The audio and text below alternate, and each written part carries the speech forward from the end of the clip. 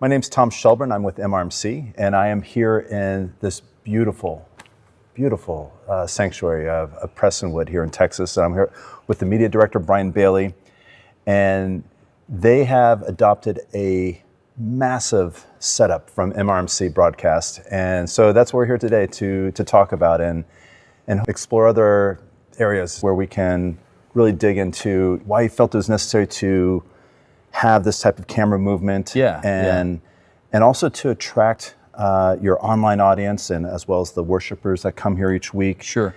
And so I guess maybe we can start there. You know, why do you think it was necessary to upgrade and to add all this camera movement to help with your storytelling? You know, there's a lot that goes into that. We were doing a video upgrade anyway. Mm-hmm. And so it gave us a good opportunity to say, all right, let's reevaluate what we're doing here, because we were never really happy with our camera positions. Mm-hmm. They worked okay for the sermon, not fantastic for worship, but we also didn't want to go the opposite direction and make some great decisions for worship and then the sermon suffers because of that. We do a television show for the sermon, so we have to have good TV shots for the sermon.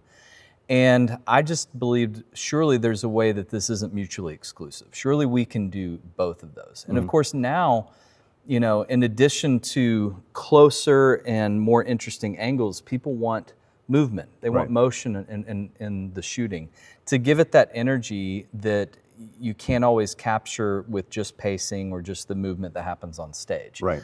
So I've had a lot of experience in the past with robotic cameras, and knew that surely we would be able to accomplish that. Right. And so that's when we started looking into, okay, what's really possible here.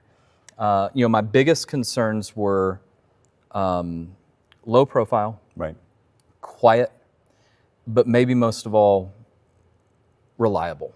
Because I've had camera systems in the past that when the server goes down, you're hanging out for 15, 20 minutes while that figures itself out and reboots.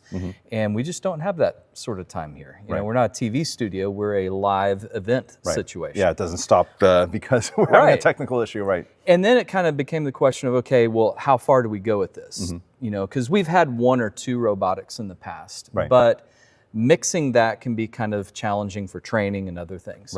So when we really sat down and looked at it and started meeting with Mark Roberts Motion Control, you guys really convinced us, no, this is totally doable. You can go full bore with this, which really scared me a little bit, especially when we started talking about the tight follow cameras, but y'all had a solution that you felt strongly about that, I was able to see enough of to say, okay, I think this is gonna work.